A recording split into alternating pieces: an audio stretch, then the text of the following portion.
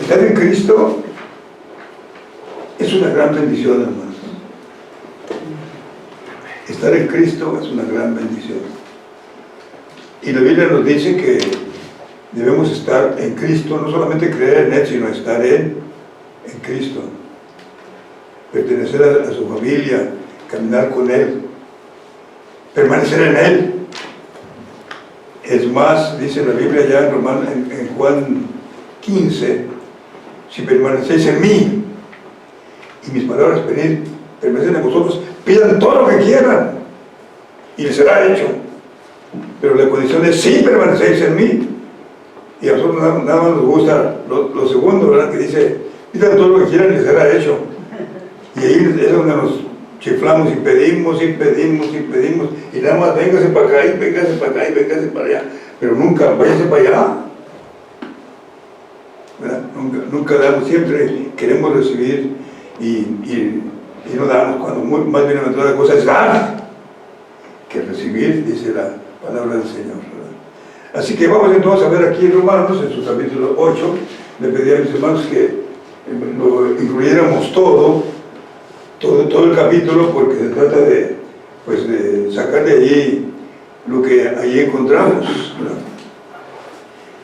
Decimos en el título que es una bendición estar en Cristo, porque la primera cosa que salta ahí es: no hay ninguna condenación para ellos. Ahora pues, ninguna condenación hay para los que están en Cristo. Luego Pablo ahí se mete a ya tratar de lleno lo del pasaje, pero deja pendiente eso de ninguna condenación hay para los que están en Cristo. Así que vas a tener que hacer un esfuerzo, hermano, para que nos vayamos allá a la altura del capítulo, del versículo 30 y tantos, 31, por favorcito, para que veamos algo más sobre esto de no hay ninguna condenación. ¿Por qué no hay ninguna condenación? Vamos a ver. No obstante que la Biblia dice: el alma que pecare, esa morirá, y por cuanto todos pecaron, están destituidos de la gloria de Dios, y entonces todos hemos sido pecadores, ¿verdad? Bueno,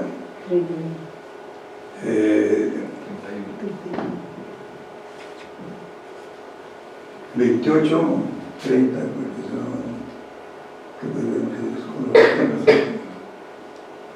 bueno, ahorita les digo cuál es la idea que encontramos allá en el pasaje. Mira, ven tú allí el pasaje donde dice: porque Dios es el que justifica y Cristo es el que murió. Dios es el que justifica. A ver si lo encontramos. Ahí está. No, tampoco, no. Ahí está. 32, 33. ¿32? Ok. 33. 33, muy bien. Entonces ahí está la razón por la cual no hay ninguna condenación. No obstante que decíamos otra vez hace un rato, el alma que pecare esa morirá, como dice allá en Isaías, y a su vez, cuando todos pecaron, están destituidos de la gloria de Dios. Por cierto es que estaba predicando sobre esto el hermano Treviño, el pastor allá en México, y se metió un borrachito, ¿verdad?, allá al templo, lo dejaron entrar, y cuando él dijo: por cuanto todos pecaron, están destituidos, y dice él: estamos, patroncito. Estamos, dijo con mucha razón el borrachito que lo interrumpió. Estamos, porque en efecto todos estamos aquí, así es, ¿no? Ok. Ahora déjenme decirles, antes de que entremos allí, que la carta de los Romanos pues tiene su historia. Pablo la escribió sin haberlos visitado antes. Todas las demás cartas Pablo las escribe, pero después de haber estado con ellos, para corregir algunas cosas. Pero en el caso de Romanos, no había estado Pablo, ni Pedro, ni nadie. Es una congregación que nació de suyo, nació sola, porque así es la misericordia del Señor. En el libro de los Hechos, cuando se habla de la venida del Espíritu Santo, ahí nos dice qué tipo de gente había allí en la reunión aquella: partos, medos, elamitas, que habitaban en Mesopotamia, en el Ponto, en Galacia, en Asia y en Bitinia, y había también algunos romanos, había gente de muchos lugares. Por eso el Señor, cuando presentó el mensaje a Pedro, los apóstoles empezaron a hablar en las lenguas que estaban ahí representadas, no lenguas celestiales, no, sino lenguas que estaban ahí representadas. Y estaban los romanos con otro tipo de lengua, y esos captaron el mensaje, y fueron de los 3,000 que se reconvirtieron. De los 3,000 hubo varios romanos, quienes contentos regresaron a Roma y allá fundaron la iglesia, sin conocer muchas cosas acerca de la misma. Y entonces Pablo, cuando se entera de esto, yo creo que también ustedes se han de acordar cuando se enteró Pablo de los hermanos de Roma. ¿Sí se acuerdan ustedes cuándo se enteró Pablo de los hermanos de Roma? ¿Tienen alguna idea? Bueno, cuando estaba en Corinto y que tuvo que trabajar haciendo tiendas para sostenerse. Y ahí se encontró con un matrimonio muy mencionado en la Biblia, Priscila y Aquila, que también hacían tiendas.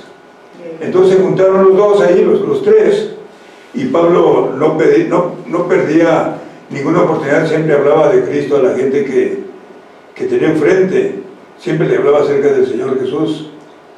Y quiso hablarles a Priscila y Aquila, y dijeron, no, eso ya conocemos nosotros. ¿Pero cómo? ¿Dónde lo conocieron? Pues en Roma, pero ¿y cómo fue? Y entonces ahí está el resultado, ¿verdad?, de la iglesia aquella de Roma, una iglesia compuesta por judíos y gentiles, porque al Pentecostés fueron los judíos, pero también hubo influencia gentil que regresó a Roma y fundaron aquella iglesia. Y cuando Pablo llegó, mandó esta carta, les pareció muy bonita a los judíos, no obstante que tiene un tinte gentil. No obstante eso, a ellos les agradó mucho la carta de los romanos, y cuando la leían, decían ellos, se sentían como en el tabernáculo de reunión. El tabernáculo de reunión fue algo que se acompañó al pueblo de Dios a través del peregrinar allá en el desierto. El tabernáculo de reunión, símbolo de la presencia de Dios, ahí estaba.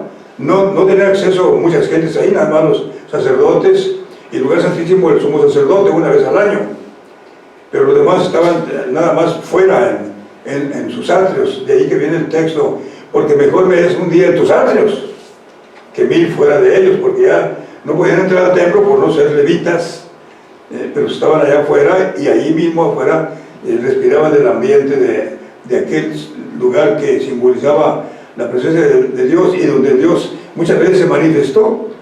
En la palabra de Dios encontramos que algunas veces ni los sacerdotes pudieron entrar al templo porque la gloria de Dios llenaba el tabernáculo de reunión. La presencia de Dios allí dentro, y no podían entrar los sacerdotes. Los escribas, dice allí la palabra de Dios, porque ahí estaba la presencia del Señor. Así que era una cosa hermosa el tabernáculo de reunión. Y los judíos convertidos dijeron, leer Romanos es como estar en el tabernáculo de reunión. Y cuando llegamos al capítulo 8, es como si estuviéramos en el lugar santísimo, porque eso es el clímax, ¿verdad?, de la carta de los romanos. Es el centro de la carta de los romanos, el capítulo 8. Lo demás todo es preparación para llevarlos hasta ese capítulo 8, que dice, justificados pues, ahora pues ninguna condenación hay para los que están en Cristo Jesús. Y conste que en el capítulo 7, Pablo dice que él mismo se sentía pecador, y es más, creo que hasta esa vez les dije, yo pienso que Romanos 7, si ustedes quieren ahí verlo en sus Biblias, Romanos 7, al terminar casi el capítulo dice, miserable de mí, ¿quién me librará de este cuerpo de muerte?, dice Pablo. Y dice, yo sé que en mí, esto es en mi carne, no mora el bien. Ahí pueden, ¿ya vieron el versículo cuál es? Yo sé que en mí, esto es en mi carne, no mora el bien, porque lo que yo no quiero hacer, eso hago, y lo que quisiera hacer, no lo hago, y no lo entiendo. Y entonces algunas veces que yo he hablado de este pasaje, porque me entusiasma mucho, les digo a los hermanos, este capítulo 7 es para mí, hermanos. Capítulo 7 está hablando de mí. Y luego ya lo leo yo y les digo antes, si alguno se siente que también está identificado con él, o levante su mano o póngase en pie, para que después le hagamos una oración al Señor, ¿verdad? Y entonces, a lo largo de que lo estaba yo leyendo, empezaban los hermanos a pararse uno, otro, hasta que estaba toda la congregación en pie, porque se refiere a todos los que estamos aquí. Porque estamos listos para servir al Señor, sí, cómo no, pero a la hora de la hora, la carne enferma, y no hacemos, algo nos estorba a servir al Señor, ¿verdad? Y Pablo dice, lo que no quiero hacer, eso es lo que hago, y lo que yo quiero hacer, no lo hago. Y dice allí, miserable hombre de mí, ¿quién me librará de este cuerpo de muerte? Así que ante un ambiente como este que se cría en el capítulo 7, viene esta seguridad. Ahora pues, ninguna condenación hay para los que están en Cristo. No obstante que todos nos sentimos identificados con lo que dice allí, miserable de mí, nos da la seguridad, no hay ninguna condenación para los que están en Cristo Jesús. Y les dice a ustedes, entran en materia, que después vamos a ver, pero ayer el versículo 30, ¿y qué dijeron? 3. Estamos acá, bueno, otra vez volviendo para allá, hermanos. Hay dos razones por las cuales no hay ninguna condenación en Cristo Jesús. Y la primera de ellas es que Dios es el que justifica. ¿Hay mayor que Dios que pueda condenarnos? No. Él es lo máximo. Y Él dice, tú estás justificado. Y es lo que encontramos ahí en el capítulo 5. Justificados pues por la fe, tenemos paz para con Dios por medio de nuestro Señor Jesucristo. Dice ahí en el capítulo 5, no aquí, sino en el 5, 1, y más adelante ahí habla de esa bendición. Así que dice que no hay condenación porque Dios es el que justifica. Pero alguien dirá, bueno, pero si Dios mismo ha dicho que el alma que pecare esa morirá. Bueno, entonces dice la segunda razón, Cristo es el que murió. La paga del pecado es muerte, pero el que murió fue Cristo Jesús. La muerte espiritual, murió allá en la cruz del Calvario por nosotros, pagando el precio del rescate, el precio del pecado, el costo del pecado. El Jesús lo pagó con su sangre preciosa. Así que dice ahí el texto, no hay condenación, porque Dios es el que justifica, y además Cristo pagó el precio por nosotros. Y no solamente dice que pagó, sino que dice que resucitó, y también dice que ascendió a los cielos, y también afirma que allá intercede por mí y por ti y por todos los redimidos por Cristo Jesús. Tienen a Jesús como su intercesor. Yo respondo por él. Pues que fue así, fue de diferentes maneras. Yo respondo por él. Él me aceptó una vez y yo intercedo por él. Es nuestro intercesor. Es lo que dice pues ayer Pablo, no hay ninguna condenación porque Dios es el que justifica. Y es un término muy bonito ese de justificar, porque el Señor nos perdona y luego nos trata como si nunca hubiéramos pecado. Él no es, dice Santiago, que él da a todos sin reproche, no nos reprocha, no nos dice, y conste que te portaste así, así, así, así. No, sencillamente nos justifica, nos declara justos, sin serlo todavía, porque mientras estamos aquí en el mundo, estamos con problemas muy serios, ¿verdad? Así que no hay pues ninguna condenación, eso es lo que afirma luego al empezar el capítulo 8. Pero más adelantito, un poquito más para aquí, en el versículo 35 dice, ya vimos quién acusará si es Dios el que justifica y Cristo el que murió. Y luego dice allí en el versículo 35, ¿quién nos separará del amor de Cristo? Entonces deducimos, no hay condenación y no hay separación. Es una bendición estar en Cristo porque no hay condenación y además no hay nada que nos separe de esa bendición. No hay nada que nos separe de esa bendición dice la palabra del Señor, ¿verdad? Muy bien. Y entonces ya dice allí qué cosas son las que más o menos podrían separarnos de Dios o de la comunión con Dios. Y ahí menciona varias de ellas. Tribulación, angustia, persecución, hambre, desnudez, peligro, espada. Eso es lo que en un momento dado, en aquellos años, en aquellos siglos, era lo que separaba a la gente de Dios. Porque una persona decía, yo voy a aceptar a Cristo Jesús como Salvador personal, pero luego veía allí muchos miradas acusadoras como condenando, y entonces ya con eso se desanimaban a seguir adelante, o amenazas o muertes. Si tú crees en Cristo, vas a morir. En aquel tiempo, hermanos, aceptar a Cristo como Salvador personal era prácticamente firmar la sentencia de muerte, porque la mayor parte de los primeros cristianos moría poquito tiempo después de haber aceptado a Cristo como Salvador personal, porque les mataban. Ya ven ustedes lo que en Roma se hizo muchas veces. En una ocasión se iluminaron las avenidas de Roma con piedras humanas de cristianos. A los cristianos que habían apresado para matarlos, se le ocurrió al emperador embetúnelos y enciéndalos, y era una mecha viva, el cristiano ahí, que iluminaba las calles de Roma.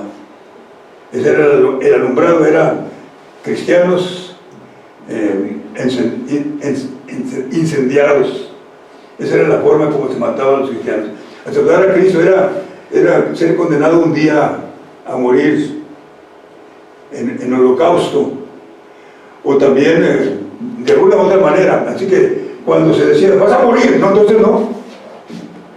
Entonces se le traía de aceptar al Señor Jesús por el temor a morir.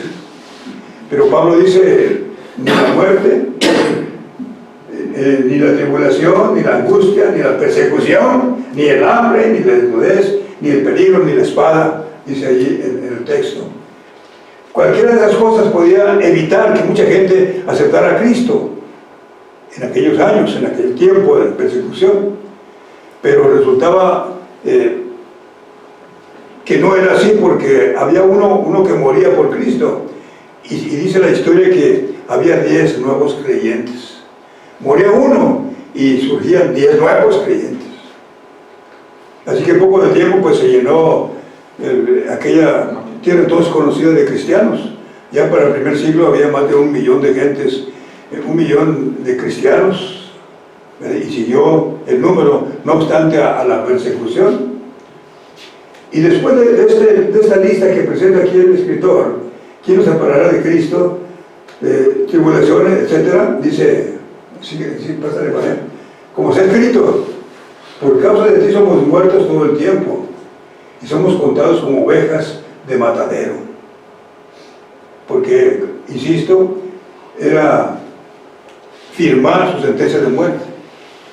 Y se cumple lo que dice un escritor, porque es un texto ese, por causa de ti somos muertos todo el tiempo, y somos contados como ovejas en matadero. Y en algunas de sus Biblias viene ahí la referencia para que encontremos el versículo en donde dice la palabra del Señor tal cosa, ¿verdad? Y luego agrega, versículo 37, antes, en todas estas cosas, ¿cuáles? Tribulación, angustia, persecución, peligro, espada. Antes, en todas estas cosas somos más que vencedores por medio de aquel que nos amó. Y sigue diciendo el texto, por lo cual estoy cierto que ni lo profundo, sigue más adelante, ni lo alto ni lo profundo, ni ninguna otra cosa creada. Antes, por lo cual estoy seguro que ni la muerte, ni la vida, ni ángeles, ni principados, ni potestades, ni lo presente, ni lo porvenir, ni lo alto, ni lo profundo, ni ninguna otra cosa creada nos podrá separar del amor de Dios que es en Cristo Jesús. No hay condenación y tampoco hay separación de esa bendición que tenemos. Porque la persecución, insisto, todas aquellas dificultades, lo que hace nada más es entrenarnos, hermanos. Las pruebas nos entrenan para llegar a ser grandes. La prueba en Job le hizo más grande, prueba difícil, pero le hizo más grande, y lo vemos en el capítulo 42. Recibió el doble de lo que tenía, y además hubo una familia más grande, y todavía vivió más de 100 años después de eso. ¿Cuántos dijimos que Dios había vivido? Así que Job se convirtió en una historia, ¿verdad? En toda una figura para que podamos entender el misterio del sufrimiento. Para eso nos sirve el libro de Job, para que veamos cómo funciona el Señor a través del sufrimiento. Por eso quiero que para allá el domingo próximo nos hagan el favor de poner aquí el bosquejo, para que todos lo tengamos y lo anotemos en nuestras Biblias, el bosquejo del libro de Job, que consiste en sus sufrimientos, o su prólogo, donde habla de sufrimientos. Luego habla acerca del diálogo con sus amigos. Son 3 diálogos diferentes. En el libro nada más toman en cuenta los primeros diálogos, pero no se toman en cuenta los otros 2, que también son maravillosos. Ahí uno de ellos es donde encontramos aquella profesión de fe tan hermosa de Job. En medio de su sufrimiento dice: yo sé que mi Redentor vive y que Él se levantará del polvo, y que después de deshecha esa mi piel, en mi rostro he de ver a Dios, y mis ojos lo verán y no otro. Allí presenta una profesión de fe muy bonita Job, cuando está defendiéndose con sus amigos. Así que hay un diálogo con sus amigos que corre desde el 3 hasta el 27. Luego del 28 hay un capítulo de la sabiduría, donde identificamos allá al Señor Jesús como la sabiduría de Dios y la potencia de Dios, el capítulo 28. Después de esto ya Job toma la palabra y recuerda su condición en que se encontraba antes, lo que le estaba pasando en ese momento, y luego habla de la grandeza de Dios en el capítulo 31. Y del 32 al 37 tenemos a un joven que ahí estuvo como expectante con ellos y oyendo a cada uno de los amigos de Job, y luego en los capítulos del 32 en adelante los regaña a ellos, y de paso también le da una regañadita a Job. Job se defiende, pero luego viene Eliú y habla reprende a los amigos, y después ya Dios platica con Job, y le dice el Señor a Job: es sabiduría contender con el Omnipotente. El que tenga esa seguridad, pues responda a esto. Y entonces el Señor habla al pueblo, y ahí en esa partecita es donde Job dice: me arrepiento, he pecado, me arrepiento en saco y en ceniza. Ahí Job de todas maneras confiesa su pecado, porque en medio de su defensa él falta a su justicia, como lo vimos en el capítulo 3, que es lo que nos mantenía en discusión. El capítulo 3, donde Job dice: maldito el día en que yo nací. Y cuando se dijo varón es concebido, ¿no se asusta Job? Abrimos los ojos, luego caray, pues no, que tan justo y tan santo. Y allí dice varias cosas que después confiesa allá en los últimos capítulos acerca de su maldad y en fin. Bueno, por eso, pero vamos a ver después el libro de Job. Pero ahorita estamos viendo que es una bendición estar en Cristo. No hay condenación y no hay nada que nos separe de allí. Y ahorita que mi hermano hacía mención de aquellos lugares donde están sufriendo persecución, inclusive mi hermano Esteban dijo: nosotros no hemos tenido, no, ¿cómo no? Si la tuvimos, aquí en México estuvo difícil esa guerra de los cristeros, fue un tiempo bastante difícil, fue nuestra tribulación, pero la pasamos y ahorita ya estamos tranquilos. Pero allá apenas están sintiendo eso, porque están apenas entrando el Evangelio con toda su fuerza, ¿verdad? Es la gran peregrinación, ¿cómo le dicen bueno, ahorita se me fue la palabra, ¿no? Cuando dice el Señor que vendría persecución y angustia. La tribulación, gracias, hermano. Okay. La gran tribulación, allá la están sufriendo apenas, nosotros la sufrimos en algún tiempo. Y de eso, pues ya no va a haber, hermanos, no tengamos temor de que va a haber alguna tribulación y que no vamos a entrar a estar sufriendo por ello, no, porque ya para cuando sucede esto viene el Señor Jesús y nos lleva a su presencia, así que no tenemos ya nada que temer, ¿verdad? Por supuesto, en cuanto a eso se refiere. Muy bien, entonces mis hermanos, no hay condenación y no hay nada que nos separe de ello. Pero si seguimos estudiando el libro de Job, capítulo 28 de Romanos, ahora vamos a regresarnos al 28, al 20, hermano, al 28, ¿verdad? 28, sí. Porque sabemos que los que aman a Dios, todas las cosas les ayudan para bien. Todas las cosas buenas, inclusive malas. Porque vamos a verlo ahí en el texto. Esto es claro a los que conforme a su propósito son llamados. Porque a los que antes conoció, también los predestinó, para que fuesen hechos conformes a la imagen de su Hijo, para que Él sea el primogénito entre muchos hermanos. Y a los que predestinó, a eso también llamó. Y a los que llamó, a eso también justificó. Y a los que justificó, a eso también glorificó.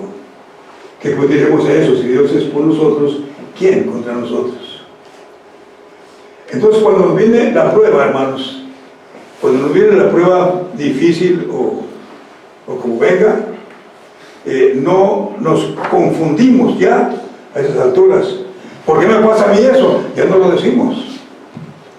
Al contrario, lo enfrentamos y confiados en el Señor, siguiendo lo que nos dice el himnólogo allí: cuando combatido por la adversidad vieras ya perdida tu felicidad, cuenta lo que el cielo para ti mandó, cuenta las riquezas que el Señor te dio. Y eso nos ayuda en cualquier sea la situación difícil que pasemos, nos ayuda el saber las bendiciones que el Señor nos ha concedido antes. Decíamos hace un rato que Job, en el capítulo 3, pues no le importó todo lo que él había recibido antes de la prueba. Por eso dijo, mejor no haber nacido, como que se le olvidó todo aquello. Y el no lo dice, no lo olvides, recuérdalo,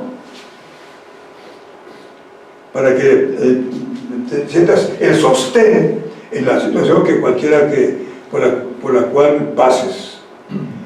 Y Pedro dice que cuando pasamos por alguna prueba estamos experimentando, por así decirse, lo que se hace para sacar el oro, que es el metal más precioso ahorita. A lo mejor hay otro metal más precioso que el oro, ¿no? Pero ahorita el oro es algo especial. Y sin embargo este metal sufre muchas vicisitudes para poder purificarse y aparecer como oro. Para empezar hay que dinamitar ese cerro y le ponen una dinamita y ¡guas! Allá va. Luego hay que recoger aquellas piedras y echarlas en un tonel en donde se está hirviendo hasta que se purifica el oro y quita toda la escoria, y entonces ya el que está ahí trabajando con él se ve, y cuando ya se ve exactamente como es, dice: ya este oro ya está listo. Hasta que la persona dice: a ver si me ven acá esta canita o cualquier cosa que tengamos en la cara. Cuando se ve ya perfectamente bien, ya está el oro listo. Y cuando mi Señor se ve en nosotros y dice: ya, ahora sí ya se parece a mí, ya está listo. Pero mientras no nos parezcamos al Señor Jesucristo, nos falta mucho.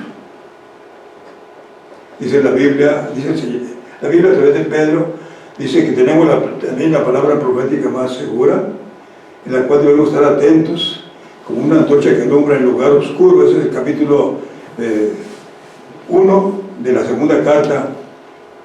Segunda carta dice: tenemos también la palabra profética más segura, en la más permanente, en la cual debéis estar firmes y debéis estar leyendo hasta que el día esclarezca y el lucero de la mañana, Cristo, salga en vuestros corazones.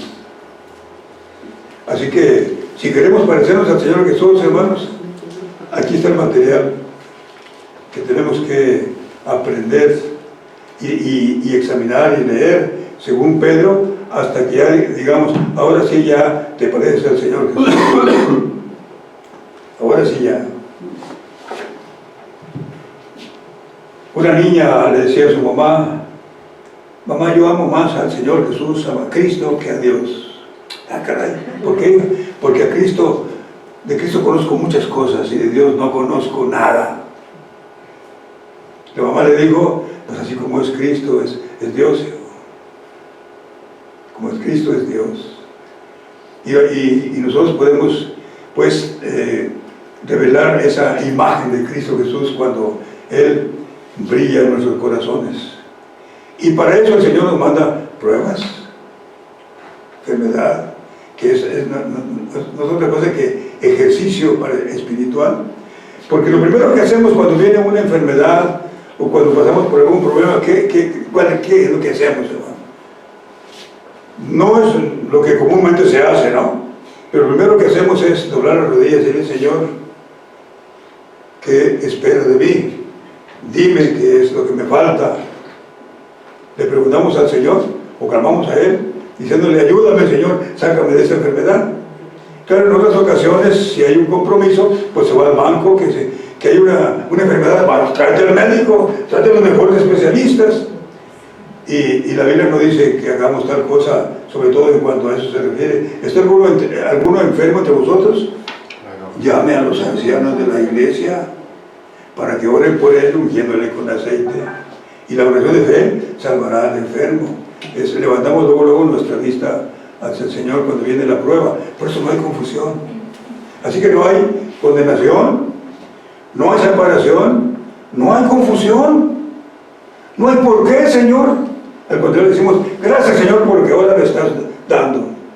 Y algunas veces yo en la primera les decía a los hermanos, yo tengo deseos que algún día pasen los hermanos, porque allá se acostumbra a que pasan al frente y dan su testimonio las personas de algo que recibieron durante la semana. Y le digo, y me gustaría que alguien pasara un día al frente y dijera, hermanos, denle gracias a Dios conmigo, porque estoy pasando por una prueba, pero difícil, hermanos. Pero gracias a Dios, es una prueba muy difícil. Y luego la expresan y uno dice, ah, caray, yo esa no la soportaría. Y a propósito de esto, Dios nos da una prueba que podamos resistir. No nos da más de lo que podemos resistir. Eso lo encontramos allá en 2 Corintios, ¿verdad? Porque dice allí, dice el texto, no nos ha venido tentación sino humana. Y fiel es Dios, que no nos dejará ser probados o tentados más de lo que podamos resistir. Al contrario, juntamente con la prueba, da la salida para que podamos salir vencedores. Eso ustedes lo pueden descubrir ahí en la referencia bíblica, o si tienen ahí aunque el hermano prohibió que subieran un celular, pero ahí pueden ver ese versículo, ¿verdad?, donde dice, afirma tal cosa la palabra del Señor. Así que no hay condenación, hermanos. No hay nada que nos separe de Él, no. Y tampoco hay confusión. Entendemos todo aquello. Pablo habló de una experiencia que él tuvo muy, muy bonita. Subió hasta el tercer cielo. Dice él, si en la carne, no lo sé. Si fuera del cuerpo, yo no lo sé. Solamente Dios lo sabe, pero yo subí hasta el tercer cielo. Y allá oí cosas sublimes que aquí no podemos tratar.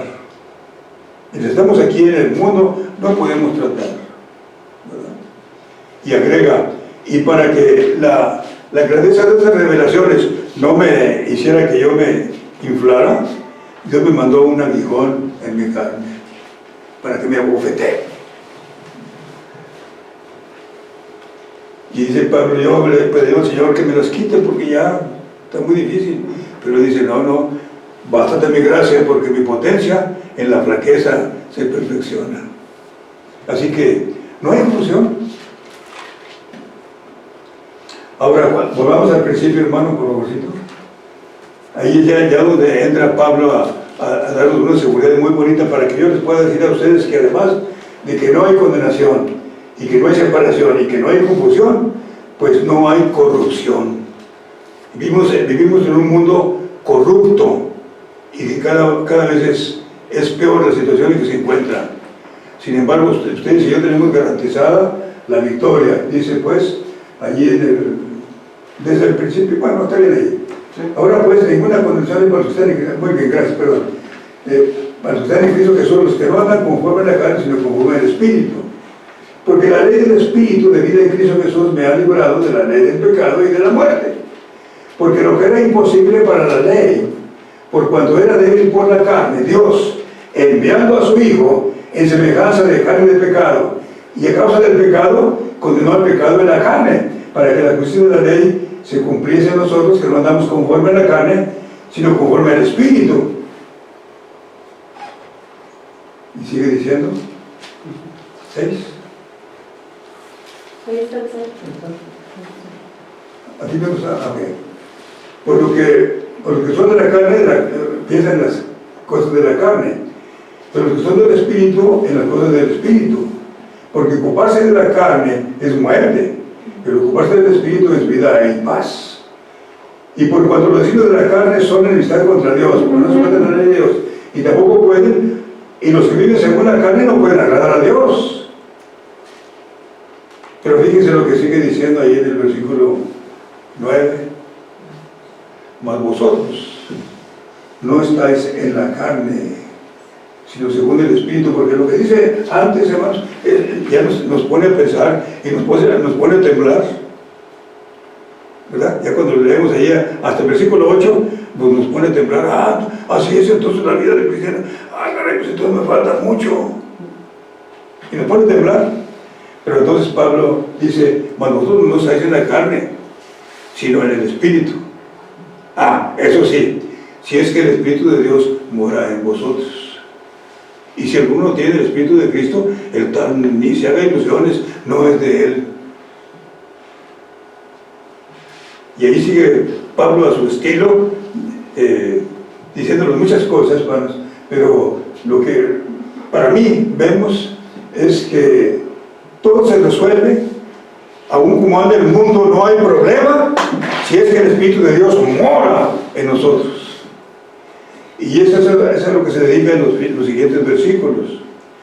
Ya los siguientes versículos nos dicen cuál es una prueba fehaciente de que el Espíritu de Dios está dentro de nosotros. ¿Y desde cuándo está el Espíritu de Dios dentro de nosotros? ¿Desde cuándo? Cuando aceptamos a Cristo como Salvador personal. Allá lo dice en Efesios, en su capítulo 1, capítulo 1, ahí está. Hacen una oración ahí, una oración gramatical muy extensa, la más extensa oración gramatical que existe en la Biblia. La encontramos en Efesios, en su capítulo 1. Y ahí entonces esa parte habla de la participación de la Trinidad en nuestra salvación. Y dice que cuando tú y yo aceptamos a Cristo como Salvador personal, somos sellados con el Espíritu Santo de la promesa. El Espíritu de Dios mora en nosotros. Ahora, aquí entre nos, en esa experiencia, pues muchos se quedan en el camino, porque dicen, sí, Cristo es maravilloso, da la salvación, yo lo acepto, pero es una aceptación así, muy superficial. Pero cuando es real, cuando es un encuentro personal con Cristo, es diferente, porque el Señor nos sella con el Espíritu Santo.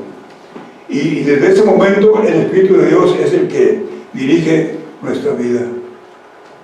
Yo lo comparo con el chofer de un carro. Si vemos el carro nuestro frente a un club de esos donde, se me olvida también la palabra, donde se juega dinero. ¿Cómo se llama? Casino, ok. Vemos el carro nuestro ahí en el estacionamiento del casino. Mira cómo le gusta al carro venir al casino, oye, qué carro tan curioso. Mira, nomás está aquí en el casino. No es el carro, es el que lo dirige. Cuando el Espíritu Santo dirige nuestro corazón, hermano, nuestra vida, la vida cambia. Si uno está en Cristo, nueva criatura es. Las cosas viejas pasaron y aquí todas son hechas nuevas. En 2 Corintios 5:14. Somos criaturas nuevas porque el Espíritu de Dios entra en nosotros.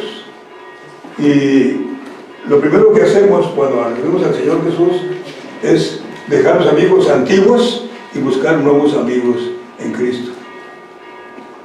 ¿Y para qué? Para que nos ayuden en el crecimiento espiritual, porque los antiguos seguirían insistiendo en que anduviéramos allá con ellos. Pero los antiguos, en una forma muy natural, estos ya no, voy a buscar nuevos para que ellos me ayuden a crecer en la vida cristiana. Así que no hay corrupción, hermanos, porque el Espíritu de Dios, estando dentro de nosotros, nos da la victoria. Así que decimos, si Dios es por nosotros, ¿quién contra nosotros? El que aún ni a su Hijo perdonó, aquí también lo encontramos en ese capítulo, el que ni aún a su Hijo perdonó, antes lo entregó por todos nosotros, ¿cómo no nos dará también ahora con Él todas las cosas? ¿Verdad? Y luego sigue, ¿quién acusará a los escogidos de Dios? Etcétera, etcétera. Así que es una bendición, hermanos, estar en Cristo realmente. Y espero que esa sea la experiencia de los que estamos aquí, por supuesto, ¿verdad? Así que vamos a cantar. ¿Qué le parece? Cantamos ese alcance, esa salvación, que aquí se canta muy bonito, por cierto. Bendito Padre eterno, te damos muchas gracias, Señor, por la exposición de tu palabra en esta mañana. A veces, Señor, perdemos de vista todo lo que significa ser hijos tuyos. Y esta mañana nos lo has recordado a través de la exposición de tu palabra por el pastor Paco, Señor. El gozo que da en nuestros corazones de saber que no hay nada ni nadie que pueda condenarnos, que no hay nada ni nadie que pueda separarnos de ti, que ya no somos, Señor, lo que éramos antes por tu gracia, porque ahora somos hijos tuyos. Gracias. Y en ti, Señor, podemos tener esta gracia. Te rogamos, Padre, que no nos permitas olvidarlo a pesar de las posibles pruebas que tú envías en nuestras vidas. Que sabemos que siendo hijos tuyos tú estás con nosotros y que siendo tú con nosotros no hay nadie que pueda estar en contra nuestro y vencernos. En ti descansamos, Padre, en ti confiamos. Gracias por esta hermosa verdad que nos ha sido revelada nuevamente esta mañana. Quédate con nosotros el resto del día, Padre, y que todo lo que aquí hagamos sea para tu honra y gloria. Lo suplicamos y lo agradecemos en el bendito nombre de tu amado Hijo Jesucristo, nuestro Redentor, nuestro Salvador y nuestro intercesor. A Él sea la gloria, majestad, imperio y potencia, por siempre y para siempre. Amén. Amén.